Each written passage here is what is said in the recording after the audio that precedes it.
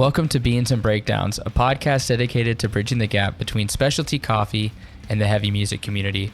On this episode, I'm joined by Rob Beaulieu from the band Rust, Die Alone, and co-founder of Steel City Hardcore. So grab a fresh cup of coffee and wake the fuck up!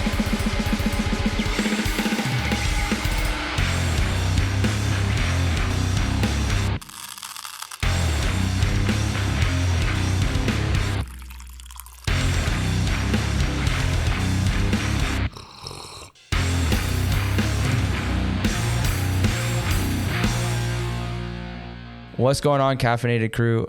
Today on the podcast, I'm joined by Rob of Rust, aka Rob Rust. No, that's not something that we call him, but Rob from Rust. Die Alone, Steel City Hardcore is in the house this morning. How are you doing?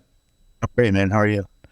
I'm good. I'm excited to talk about some of my favorite things, and I'm guessing some of your favorite things. Hardcore, the Canadian scene, especially Ontario and Quebec, this kind of region, and maybe some coffee. Oh, absolutely. Let's get it. Well, before we get things rolling and getting all aggressive, what do you have going on drink-wise? Okay. So I had a cup of Maxwell House home brew earlier. Ooh. And I am currently now mowing down a Dr. Pepper. See, this goes to my heart because I'm not from Texas. My wife is from Texas, and she grew up drinking Dr. Pepper because it's from like Dublin, Texas, which is around Waco. But it hits different out there. Oh, Dr. Pepper is the greatest drink that's ever been made. Down the best drink that's ever been made. Have you been able to try Cheerwine? I have actually. Blaine introduced me. He got a case, and he was kind enough to allow me to partake in said case. It was oh my god, that was the experience.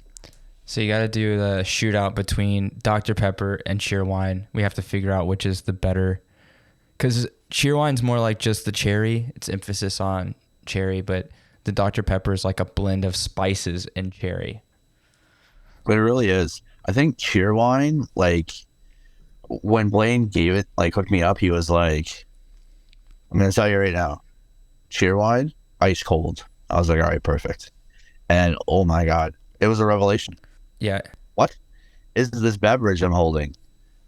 However, Dr. Pepper is more accessible here in Canada. So it's the truth.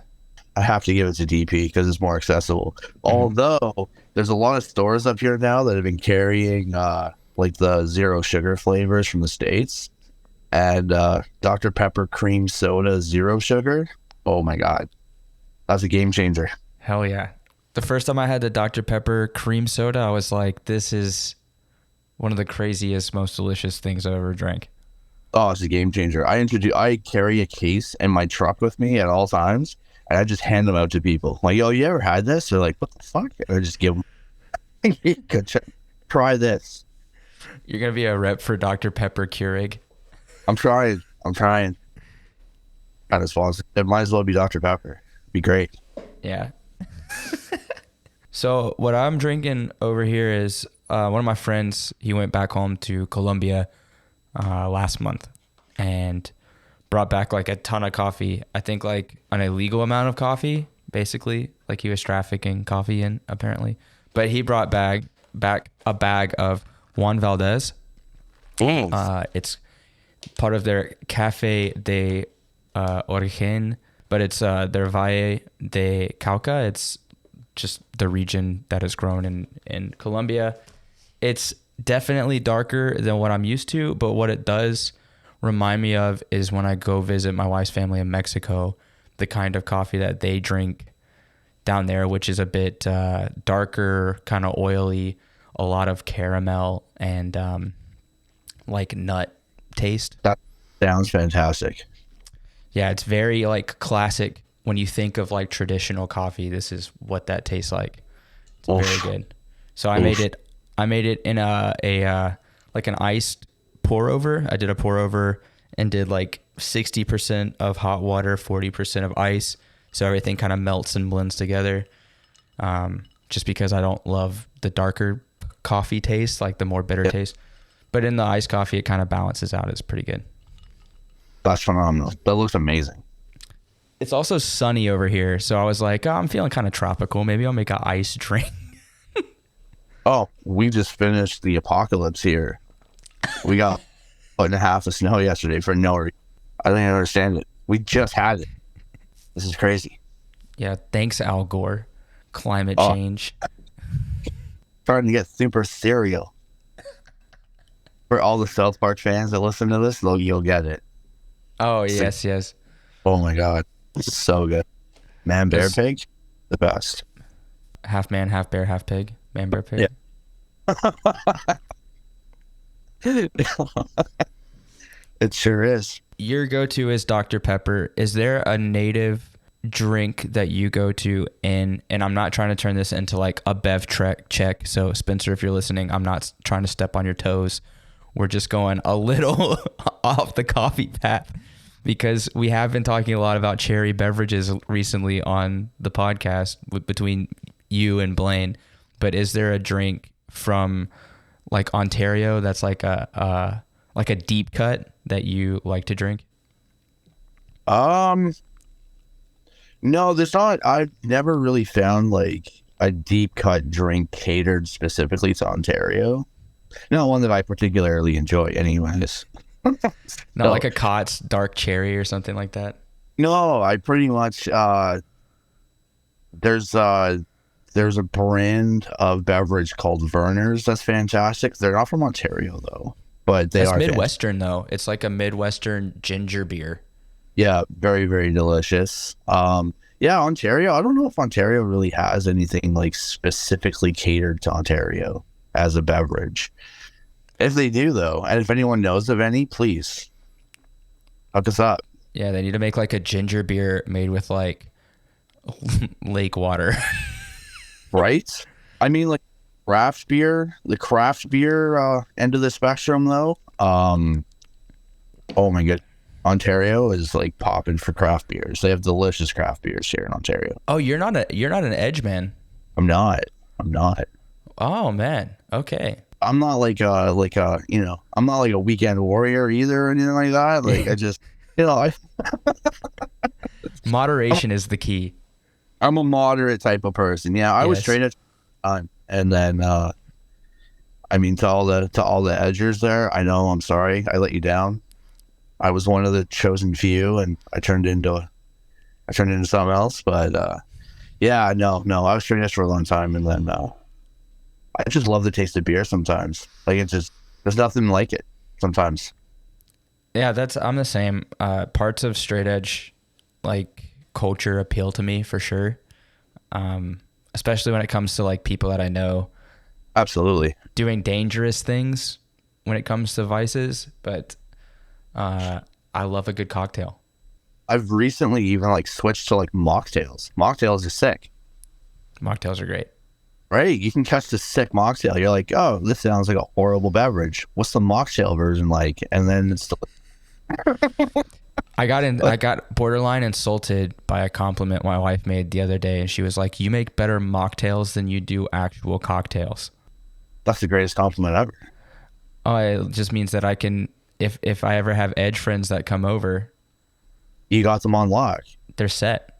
And like, let's think about this for a second. How hard is it? Like, I mean, an alcoholic beverage is like, I would imagine if you're like a mixologist, it's hard to like perfect the ingredients. But like a mocktail, like too much orange juice or something, you're done. Yeah. You're like, this is gross. Yeah. You can't cover it with like bitters or Campari or something. It's gotta be like... I do fancy myself a fantastic whiskey sour once in a while though. Those are fantastic. If they're made correctly, they're insane. Are you an egg white man, or are you a egg white replacement? It really depends what the bitters are. Okay. It really depends on what the bitters are made with, because I've had both, and like sometimes the egg white replays and you don't even notice because like everything's so tasty. But I do like the egg whites. They are delicious. It's a lot of froth, a lot of effervescence, so to say. It is a lot. It is a lot. So I know that we talked about this a bit earlier. Growing up in Alberta and then Quebec, landing in Ontario, when did you start getting plugged into the scene? Was it immediate, or did it kind of take you some time to get involved in the hardcore scene in Southern Ontario? It took a long time. It really up until like the last 5 years. Like I've been in Ontario now for probably 20 something years now. And like I was always going to shows. I was always a show goer, but it was like, it was different because when I started going to shows, everybody kind of had their own thing. So when I would go to shows, 9 times out of 10, I would go by myself because I didn't have any friends that really like dug the hardcore. So like most of the time I'd go to shows by myself. And then eventually, like once Rick moved up here to Ontario, him and I went to everything together. And then he started shooting. So we would go so he could shoot, and like we would hang out, whatever. And like, but we still never really like made a footprint. Like it's kind of, I don't know, as an introverted person, it's hard to just be like, oh, hey, what's up? Like, I'm here. You guys doing? Like, I'm not a go-getter that way. So it was like, I don't really know how to get into this. And then we had kids. My ex and I had kids. So that like put a hard stop on pretty much everything for a while. And then when Russ got together, that's when I was like, all right, I'm going to do this. And then when we started Russ and started like doing our thing, it was like, there's so much more to this now than like ever. Because at the time when we started, it was like, I guess that low point of shows where like attendance wasn't really the greatest, but like you would still meet like really cool people through the bands you would play with and people that would come out. But it was kind of like a low point attendance wise in shows, and like we were still trying to find ourselves and make our names and whatever. So like Rick and I would talk about it all the time. We're like, man, there's so much more to this that we can contribute. Like, how do we get involved? How do we help out? How do we, you know what I mean? Like, so many people were so good to us and helped us out that we were like, how do we get back? And then it slowly just kind of snowballed into where we are today. So y'all started before the pandemic. Yeah, our first show is actually 4 years next month. Okay. 2019 was the first show, and then we put out the single after that, and then the EP came that June, I think.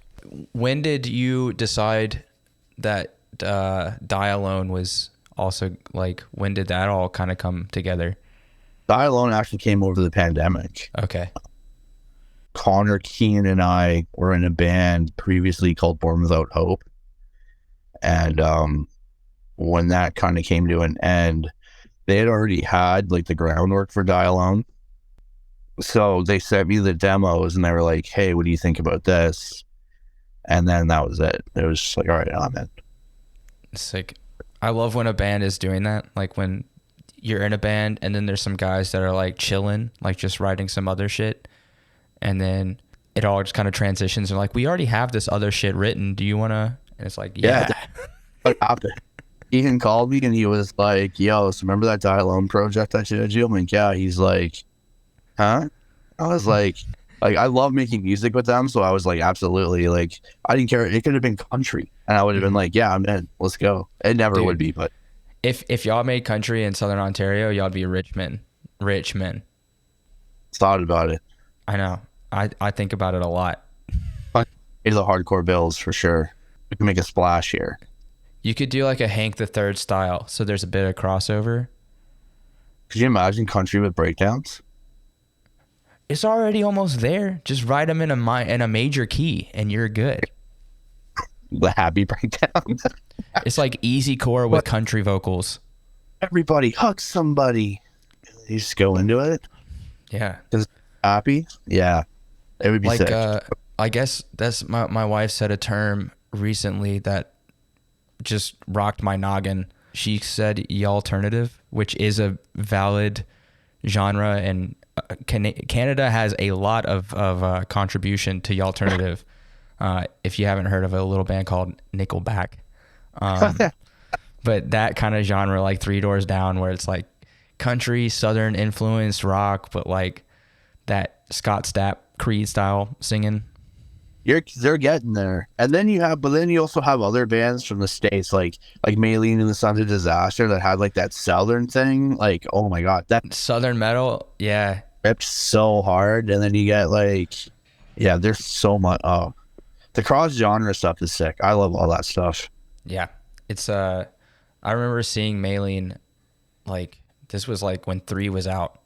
And they were still just as good. They had a completely different lineup, and they were still just as good as that first record. Yeah. My first record was huge. So crazy good. And then they had the video where they're like basically wrestling in the barn. Yeah. It was amazing. So you started it with Rust. When did Steel City Hardcore take shape? Steel City actually happened over the pandemic as well. Mm-hmm. So Jordan from Gavel/Deadly Game, when Rust first started, all of our first shows were pretty much with Deadly Game. Like we were like attached at the hip. Mm-hmm. Jordan and I just got really close. So like we've always been close. The day we met, we got close, and we've just always been close. So we kept talking, and then we saw footage from that show that came back over the pandemic. The one in LA under the bridge where they had with like the fireworks. Yeah, they had the fireworks and the fire bombs and like all that crazy shit. And Jordan hit me up and he was like, "Yo, I have an idea." And I was like, "That's great because I have an idea." And he was like, "Why can't we do this here?" I was like, "Why can't we do it here?" He's like, "Can we?" I'm like, "Yeah, let's give it a go." So we started like kind of planning it out and hashing it out. And then little bit by little bit, we were like, we got busy again because shows came back. So like, I think Rust and Gavel's first show was the first show. It was the second hardcore show back in Ontario when shows were allowed to happen. Mm-hmm. We were the second show because Friction did a show underneath the bridge like the week before. And then we had our show, and the attendance, holy shit. Like we were like expecting like 10 people to show up because it was like still like, do we go? Do we not go? Or can we go? Can we not go? And like droves of people showed up, and we were like, what the fuck? So now we're like, okay, we have to start doing this. So we did a few, like there was a few more shows, and then George and I really like kind of Gavel got busy, Russ got busy, and then Dialone got busy, and then we were like, okay, finally, let's like lock a date and let's just make that the first show. We had the emblem made, we had everything done, like all the footprint was done. We just had to essentially plan our first show. So we were like, all right, let's do it. So then we planned our first show for last October, and oh man, it was we wanted it to be very communally driven. Like we want as many people involved as possible. Like it was more, the idea behind Steel City was more than just throwing shows and like being like a promoter, because like, okay, anybody can do that. But we were like, how do we make it special so other people feel like it's theirs just as much as it's ours? So that's where like the idea of like the old street team approach, where like we were out flyering and we were out doing all kinds of things, and it was like, come with us. Like if you guys want to help out, like come with us. And we made like, the community came together and started to build itself kind of around that with us. And it was like, that's exactly what Steel City was supposed to be. Like we didn't want it just to be, like oh, we're the new promoters, we're throwing a show at this place, come check it out. Like we wanted to be like, hey guys, this is an event. We want everybody to come. You're all part of this, and let's go. So we made shirts for the show. We did all kinds of stuff. And like, I mean, to say that the response has been anything but like mind blowing, like it's the craziest thing in the world. Like we never thought it would get like this, but it definitely, it's a pure example of the community really coming together. Like, I mean, at the end of the day, like, yeah, okay, we'll book the shows, but it's the community that makes the shows what they are. So that's been, we have our 1 year planned this year for October as well. So it'll be a year of Steel City in October. Fuck yes. It's going to be sweet. I'm very excited. Are y'all going to keep it to just the Steel City kind of core bands and have it like a party, or is it like a fest? What's going to happen? We're still kind of trying to work it out, but we're going to do it like last year. To anybody that came last year, we had 7 bands. And it was like, when we did the lineup, Jordan was like, we're a little ambitious, eh? And I'm like, but we got 3 bands playing their first shows, and then it was like, you know, what would have been the core lineup. Gavel and Russ had played in Montreal the night before with Shutaway. So we were like, let's bring Shutaway down here for Hamilton, show them how a Hamilton show goes. And I mean, wow. Like that was, I actually went by that venue last night, and because they were having a show for International Women's Day. So I went by last night to check it out, and the owner of the place came up to me and he was like, feels weird to be in here, eh? I was like, the last time we were in here, we had like 300 kids. I'm like, yeah, this is a little well, this isn't underwhelming. This is sick. Like, huge turnout for you guys. That's awesome. I'm like, but yeah, that was wild. Like, that was, I mean, that will never happen again. Like, it was, oh, I can't say never, but like in that particular place, I don't think that will ever happen again, because that was like beyond expectations. Also, it looked scary. I actually like the show started out like Spirit of Vengeance first set was sick, and then Just Right set was sick. The other band, what was the other band I played? It was Ryan's band. I just can't remember the name right now, and he's gonna be so Deadbolt. Mad. No, Deadbolt didn't play that one. It was Entice. Sorry. Oh yeah. Ryan. Sorry, Ryan. I had a brain fart. Different Ryan.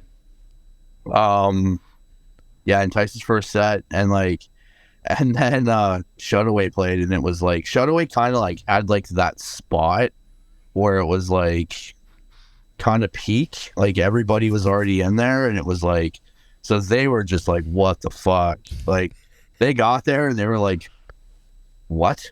This is how you guys do it here? And I was like, no. Like, I don't know what's happening, man. Like, we figured half of the amount would have shown up. Like, we knew it was going to be a good show, but we didn't know it was going to be that. Yeah. And then, when Die Alone played, people were falling into Bobby's drum kits. Connor and I were pushed into our amps. Like, I had to play with my back to the crowd most of the set because I was like, don't break my shit. Like, it was violent. And then Gavel played, and that was like the band of the night. Like, when Gavel played, like, that place just erupted. That was one of the craziest sets I think I've ever seen. It was just a perfect set for them. I was so stoked. It was so wicked. And then Russ played, and it was a Russ show, so that was fun. I love the new, I was actually, before we were talking, I was listening to the new Gavel promo they came out with. Oof. And that gives me such End It vibes. Like, I love that sound so much. I'm happy to hear other bands bringing back that, like, kind of punk influenced, but like still very much like roots hardcore. Yeah. So Gavel fucking rips. They're one of the best for sure. But I mean, all of the bands from Hamilton that I've heard playing regularly, Spirit of Vengeance, shout out. Rust, Die Alone. I'm super stoked to see Die Alone when we play with you guys at the end of the month, because that's the only band of yours that I haven't seen. I've seen Rust like 3 times now.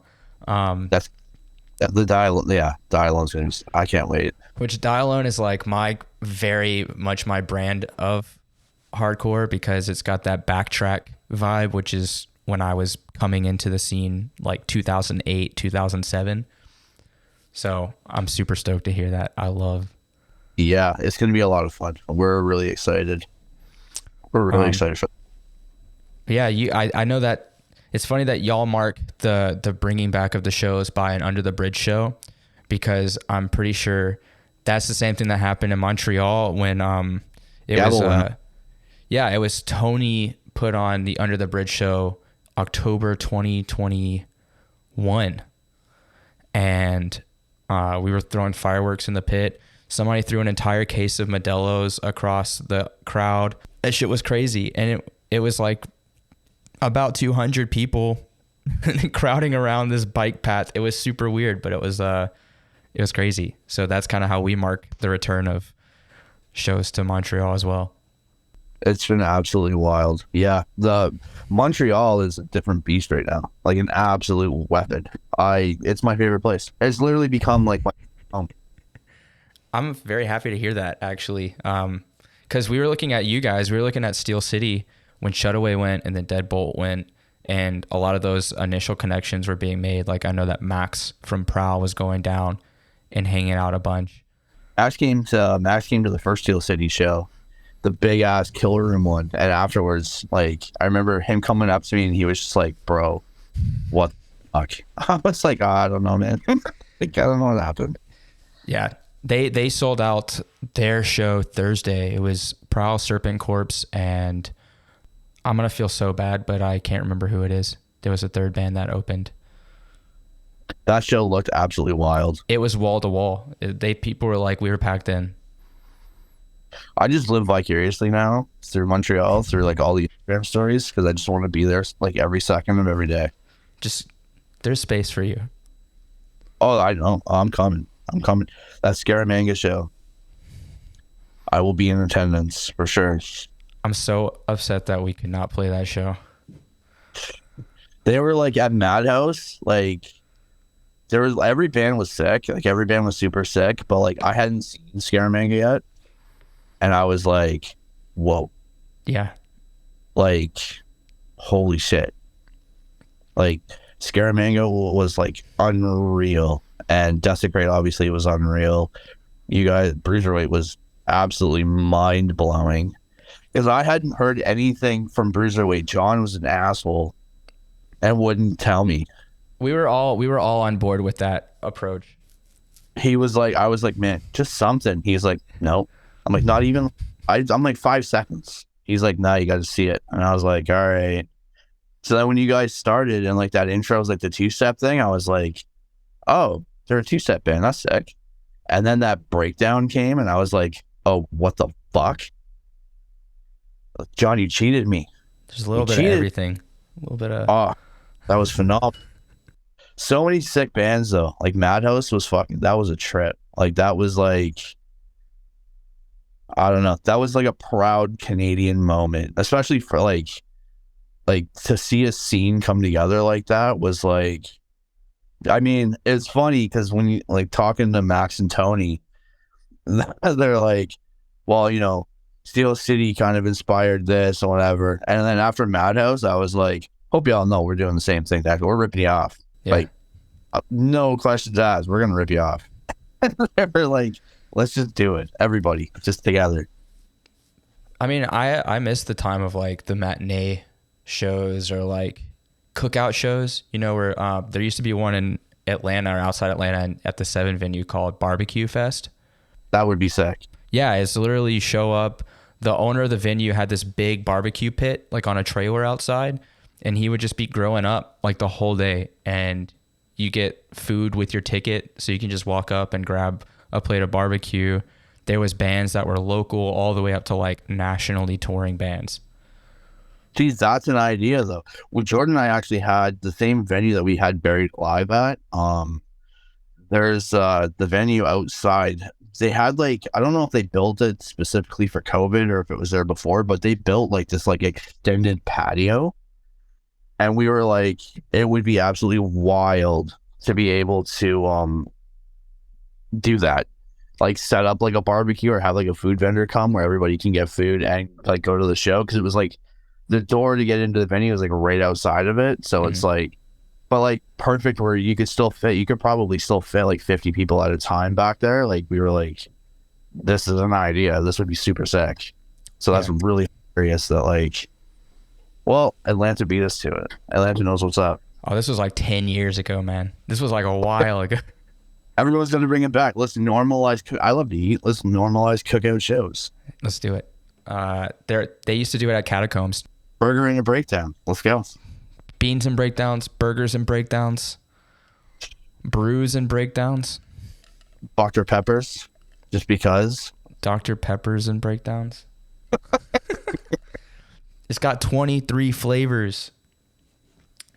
Right? So you just got to get 23 bands for each flavor. 23 flavors fest. That's it. Every kind of band you know in one room. That'd be sick. So yeah, I mean, I definitely think Montreal is where it is because of looking at Steel City and what you guys were doing. But it's cool because it's like one hand washes the other, you know? I think it's really like I think a big part of it is really like just showing out for your community and giving out to your community and seeing that come back. Like it's, you know what I mean? Like to be, like I said, anybody can be a promoter. Anybody, like you can get bands to play, but to get a band to play, to have bands come and play and to build like that camaraderie and to build that friendship and that relationship, like that's a genuine thing. That only further builds the scene. It further creates the community. And that, I think that's why the gap between Montreal and Ontario now is so strong, because when like Jordan and I make a point of it, and if you've like when you come down later this month, like you'll see like we're not the ones that sit at the door. We're not the one, like we're very much involved. Like, you know, when bands show up, Jordan and I are out there unloading gear. We're helping everybody set up. We're helping everybody figure everything out.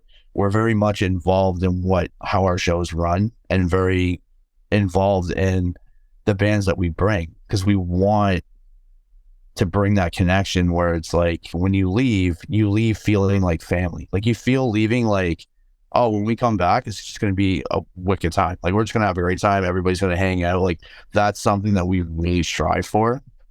And I think with the Montreal connection, like having Montreal, because Category came down and played not a Steel City show, but like an earlier Rush show. Mm-hmm. And when they came down, it was like Tony and I connected. And when they left, it was like, you guys like, because it was the same approach. It was like, you guys are here, so let's, you know, you guys are like family to us. Mm-hmm. So let's, you know, and then when the trade-off came, they took Gavel out there, and then Deadbolt came back, and then it just started, and we were like, yes, fine, like the bridge has been made. And I mean, I'm so happy that it's happening, even though it is, in comparison to the States, you know, going from Montreal to Toronto or like the GTA is a trek. But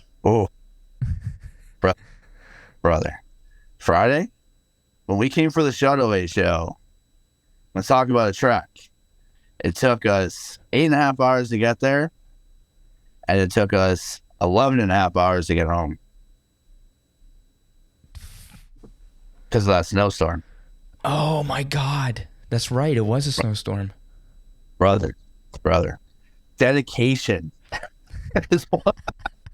We just gotta start taking the train. Like we'll just arrange it. You just bring what you need. We'll have the gear here for you. Like we do that. That's how. That's what we do for bands that come up from the States. Mm-hmm. When bands come from the States, I mean, they have the option to bring stuff. It's like, if you guys want to bring it, go ahead. But everything is here for you. Just come. Like it's a pain in the ass. But yeah, no, it is a drive for sure. But at the same time, what you get out of it is just like, there's nothing like it. Yeah. Like, it's coming always to Montreal has been my favorite thing in the world, because as soon as you go out there, it was like, there's so many friends now that it's like, when you get there, you're never without something to do, because someone is always like out and about ready to do something. yeah. And then the shows are just insane. You're always with, you know what I mean? Like, it's just, it's the same vibe that we have here.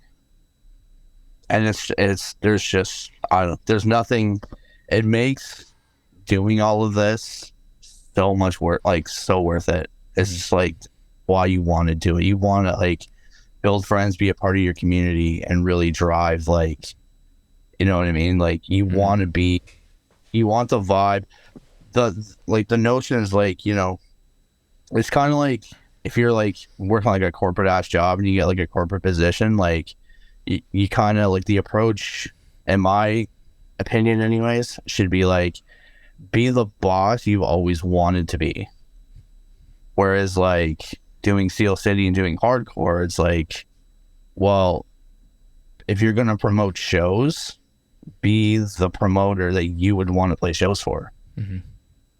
And we all play bands, we all know. I mean, it just kind of, it furthers bridging all of the gaps together, because you get bands like, there's bands from Toronto that are coming up here now that have never been up here. There's bands from Toronto going to Montreal now that have never been to Montreal. Like, it's like this whole thing now where it's like, it's no longer a Sandbox, a Jungle Gym, a Teeter Totter. It's all on one big platform now. Mm-hmm. And it's, oh my God, it's the best. It's the best thing in the world. It's so sick. I'm very excited to see how this continues to grow. Yeah. We're all like, everybody in Bruiserweight, we're stoked out of our gourds to come down for the end of the month and hang out with our brothers. And I think, was it Kyle was offering hot dogs in the backyard or something, and he and Ryan were getting into it. Anyway, it's going to be such a great time. So I'm super stoked about that. Before we wrap things up, I want to know, there's, you know, you released World Upside Down with Rust in 2022. Dialone's Self-Fulfilling Prophecy was out in 21. Yeah. What's happening? We record tomorrow. Ooh. The new EP starts tomorrow. Yeah. So the plan was to not do anything until the record was done and out. Our first show this year was supposed to be the EP release. Nice. But we got Bruiserweight coming from Montreal. We got D-Block coming from Detroit. We got Days Lost coming from, I think they're from, I don't want to fuck it up. So if y'all listen, I don't want to fuck it up. I know y'all affiliated with D-Block, so you're coming. The U.S. Yeah, y'all are from the U.S. And yeah, it was like when the lineup kind of came together, it was like, oh, we got to play this. Like, if we have the chance to play this, like, let's play it. Like, it's going to be such a good time. And then the record finishes that weekend. Actually, we finished tracking, and then I don't know when it's coming out. I don't know what we're doing, anything like that beyond that. But the new will be this year for sure.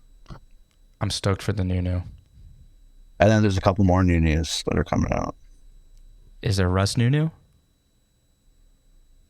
No, Russ new probably won't be out till 2024. Okay. But there's a couple new bands that are on the horizon. I want to be like John. I want to play in 17 bands and yeah, that's it. I just want to play. I want to be in 30 bands so I can play a show a day every month. Yeah, there you go. Like, I want to be like John. And doesn't everybody? I don't even have the mental capabilities to be like John. I don't whatsoever. But there is a couple projects that we've been kind of hush-hushing and working on slowly but surely. So, like, we're hoping There's two for sure that should be debuting this year. I mean, we just want as many bands to pop out as possible. Like, we just want all the bands down. All Just the bands. become like a franchiser. You just start a band and then you give it away to like other people. And you start a band and you give it away to like. Here's these riffs. They are now yours. This breakdown I wrote, let it be to you. There's something there. There's something there. It's like this whole resurgence has been like a resurgence in more than just like going to shows. Like, now it's like, man, I want to start a band that sounds like this. And like the amount of kids that come up now and they're like, I've always wanted to start a band, but I didn't know how. Brother, we got you. And then you just start posting about other people that are looking for bands. Start, helping people out. Like, get a band together. Let's go. You guys want to rip your first gig? You've never played a show before? Come on. Like, learn a part. Come and sing a song with us. Do this, do that. Like, anything we can do to like keep this momentum going. Like, collectively, I think everybody that is excited about it as we are, should be doing it. I agree. Anybody that's coming to shows, especially if it's your first show, like if you're, I know a lot of shows now are like 18, 19 and up. I wish we could bring back some all ages stuff, because that's where I grew up going to shows, was the shitty venue under the pizza parlor. But I remember going to shows and just meeting people and being like, oh, I'm trying to start this band. Like, do you play guitar or do you play bass? Like, that's like the number one way to start a band. So now networking is huge. Networking is absolutely, and we're trying, like, we have the same problem here in Hamilton too. Like, I'm always on George's ass, like, bro, we got to find an all ages spot. Like, we need to find a spot, like, because like my kids love hardcore, but like I can't bring them certain places because it's like, I don't know, like there's some questionable spots where I'm like, I don't know, 7-year-old and a 4-year-old will fare well here. But like, they absolutely love everything about it. Like, they love the music, but they also love, like, again, it's all like, for me, it's always about community, always 100%. And like, especially for my kids, like, what I want to teach them are the same values hardcore taught me when I found it. And it's literally that, like, you're never alone. There's always somebody around you that cares about you. There's always a place for you to go. There's always a place where you're welcome. And if you find comfort in here, well then, as a dad, my job's done. Like, I'm super stoked. And they love it because, like, when they're with me, like, I mean, like, the Spirit of Vengeance crew, the Gavel crew, like, everybody, like, around us. I mean, like, the girls have so many aunts and uncles that you would think they're like fucking 1700 generations. Like, there's no shortage of love for the kids in the hardcore scene. That's for damn sure. And it's something that's really important, I think, because as they're coming up, if they take an interest in something, you can kind of dive into that. And same with like these younger kids, like these 14, 15-year-old kids. Like, Ethereal Tomb just did that that benefit show in Toronto, and they had it all ages. And Rick played, because Rick's in Street Justice, he played that show, and he came back and he was like, man, the amount of like 14, 15, 16-year-old kids that were out, he goes, bro, it's wild. He goes, you're going to see bands popping up now like you've never seen before. He's like, you and Jordan need to find a way to tap into this, because like, this deserves to be shared. Like, I know if I was a 14-year-old kid and I was into like Hatebreed, I'd want to go to a Hatebreed show. So to find out that you can't is kind of like, oh. That's the thing. Yeah, that's the thing, is like, here there's one venue that's like, it's like a punk venue basically. Like, there's no address. And it's not technically all ages, but there's a lot of kids that show up, and it's always packed. No matter who's playing, there's always kids there. And so that's not even like a great environment, but I know that if there was like this is something that communities need. Like, you need somewhere where you can go listen to music. You can be in a relatively safe environment. Like that's all my friends when I was in the scene, like the all ages scene, like even the older dudes were straight edge. So then to know like you don't have to do all these like drinking, you don't have to do drugs, like you don't necessarily have to be into that to be a part of something that's cool.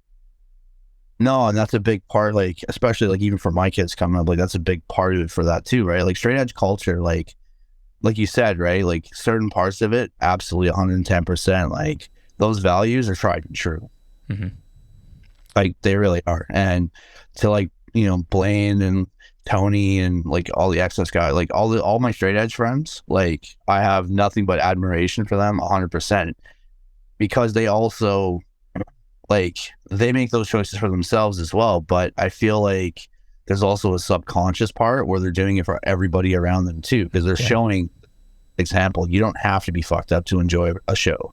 You don't have to go somewhere necessarily with that in mind. You can go enjoy a show and go home. Like you can do all of these things. And I remember like, and I'm sure it's the same thing for you too, like when we were kids finding hardcore, it would have been incredible to have that space to go to, instead of like not feeling included, not feeling, you know, like you're necessarily like, you know, you tend to be steered down different avenues when you don't have that avenue. Mm-hmm. So like finding something like hardcore or straight edge is like, it's almost like I know a lot of straight edge people that are like, you know, straight edge saved my life. Mm-hmm. And I mean, when I found straight edge too, same thing. Like when I was a 14, 15-year-old kid, I didn't have any examples. My examples were music. Yeah.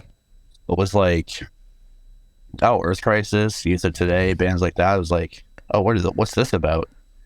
And then you kind of like dive into it and you're like, oh, I don't have to go down this path. I can go down this path. And it kind of like, it all goes hand in hand. But I think for the youth, it's really important that we try to give them that platform as much as possible, or try to give them that space at least where they can come and make up their own mind and at least feel included in whatever decision they choose to make. If you choose to come to a hardcore show and get fucked up, awesome. But there's going to be somebody there that's going to help you out if you're having a bad time. Mm-hmm. Like it's really like, I feel like the camaraderie now is a lot stronger than it's ever been. Yeah. And I feel like, I think the next evolutionary step is trying to get the younger kids involved in that as much as possible, so they can see how we operate. Yeah, definitely like self-policing and being a community that's just about helping others, but also having a great time.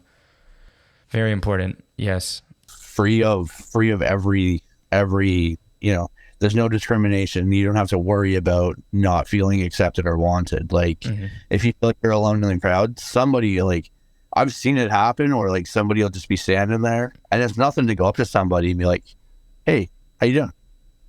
You doing okay? Everything good? It's like, and then they're like, oh yeah, absolutely. And then all of a sudden, like, these people that are just like, I feel alone and isolated, now all of a sudden become like pit commanders. Yeah. Weapon, like there's some secret that I've never seen before. Like people I'm like, I always saw you standing at the back. Like, well, I didn't really feel comfortable, but now I do. Absolutely. And now you just dominate the pit. It's so awesome. It happens at least 80% of the time. It's always that one dude. Absolutely. Well, Rob, this has been so much fun. I'm really happy that we were able to connect. Super stoked on what's going on in the Hammer. Oh, absolutely. We have to shout out Spirit of Vengeance and Blaine Webster. Yes, we do. So shout out Blaine Webster. And then there's a reason for that, and when he hears it, he's going to understand. And shout out Ontario Hardcore, Montreal Hardcore, and everybody included and involved in this, because this is the greatest time of our lives to be in hardcore. Truly. Absolutely. What is your favorite city for beans and breakdowns? Montreal. Hell yeah, brother. Montreal. Hands down. Montreal is where it's at right now. Well, okay, no, I gotta show them love. Like, Hamilton's where it's at right now, but Montreal is my second home. Nothing but love for Montreal. I can get on board with that. Well, I will see you in a couple of weeks. Yeah, I'll be there. I'll be there bright and shiny, stepping out of a SUV probably. That's all that matters. It'd be fun. I'm so excited for you guys to come. It's going to be so sick. I will see you soon. I'll talk to you soon.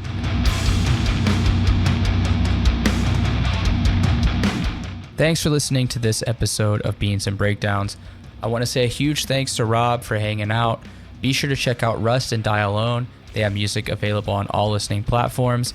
And keep track of the shows coming to the Hamilton area through Steel City Hardcore. They have a lot of great stuff coming up. If you've enjoyed the podcast, please subscribe and leave a review. You can find out more information about the podcast by following us on Instagram at Beans and Breakdowns or on the web at beansandbreakdowns.com. Until next week, be sure to stay caffeinated and wake the fuck up!